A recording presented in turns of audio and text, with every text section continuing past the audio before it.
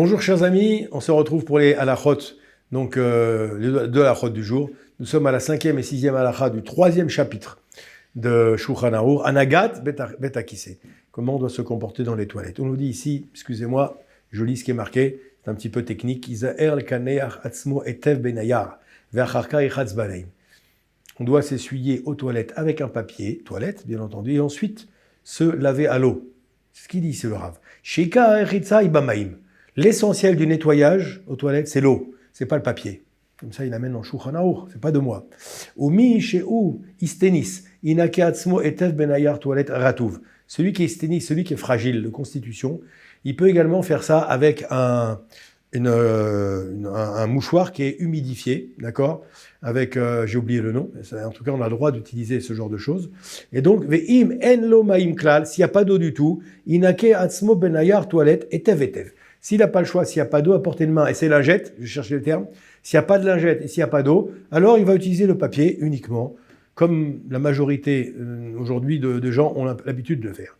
Dans la deuxième halakha, mais on voit que quand même dans cette première halakha, il est préférable quand même d'avoir un double lavage et d'apporter une attention extrême à un nettoyage de ces parties, entre guillemets, intimes. Deuxième halakha, 6, Yesh le'achmich lechatchila shelu yechanes ochlim mashkin lebet hakiseh. Afilu hem tzrorim bekupsa.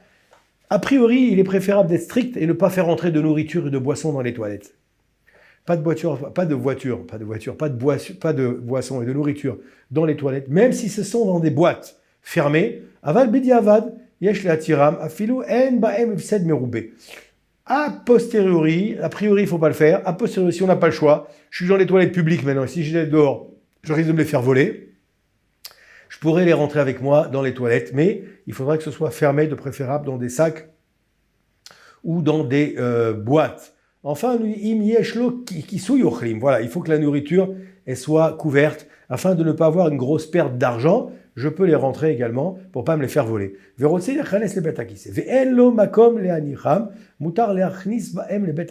Si j'ai pas d'endroit où poser également ces aliments à l'extérieur des toilettes, j'ai le droit de les prendre pour les poser à l'intérieur.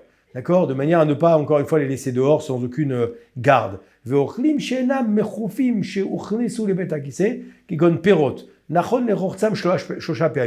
choses qui ne sont pas dans des boîtes, qui ne sont pas enfermées dans des boîtes, nous dit ici le Rav, il est préférable, si on rentre avec dans les toilettes, par exemple des fruits, si on rentre avec dans les toilettes, il est préférable de les laver 3 fois, les rincer 3 fois à l'eau. Mais